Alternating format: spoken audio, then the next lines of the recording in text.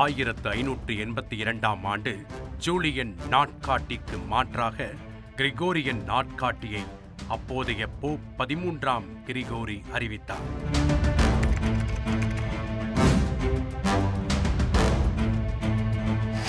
ஆயிரத்து 1739ஆம் ஆண்டு இந்தியாவில் நடந்த கர்னால் போரில் முகமது ஷாவின் முகலாய படையை பாரசீகத்தை ஆட்சி செய்த நாதர் ஷா படை இதே நாளில் வீழ்த்தியது.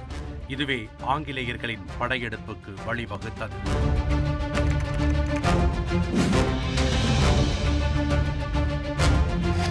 1821ஆம் ஆண்டு ஸ்பெயினின் ஆதிக்கத்தில் இருந்த மெக்சிகோ சுதந்திரம் பெறுவதாக தன்னிச்சையாக அறிவித்தது.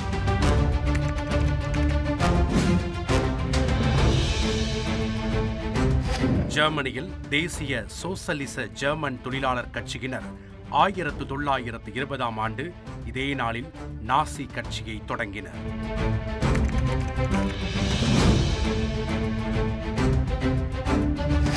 தமிழகத்தின் முன்னாள் முதலமைச்சர் ஜெயலலிதாவின் 77வது பிறந்த நாள் இன்று. 1948ஆம் ஆண்டு பிறந்த ஜெயலலிதா அதிமுகவின் பொதுச் செயலாளராகவும் தமிழகத்தின் முதலமைச்சராக 14 ஆண்டுகளும் இருந்துள்ளார்.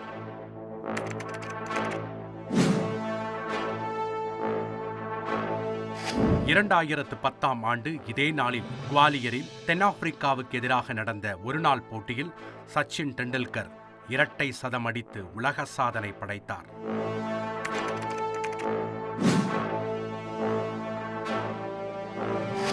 இரண்டாயிரத்து 22ஆம் ஆண்டு இதே நாளில் யுக்ரைன் மீது ராணுவ நடவடிக்கையை தொடங்குவதாக ரஷ்ய அதிபர் புட்டின் அறிவித்தார். இதைத் தொடர்ந்து கடந்த 3 ஆண்டுகளாக தொடர்ந்து போர் நடைபெற்று வருகிறது.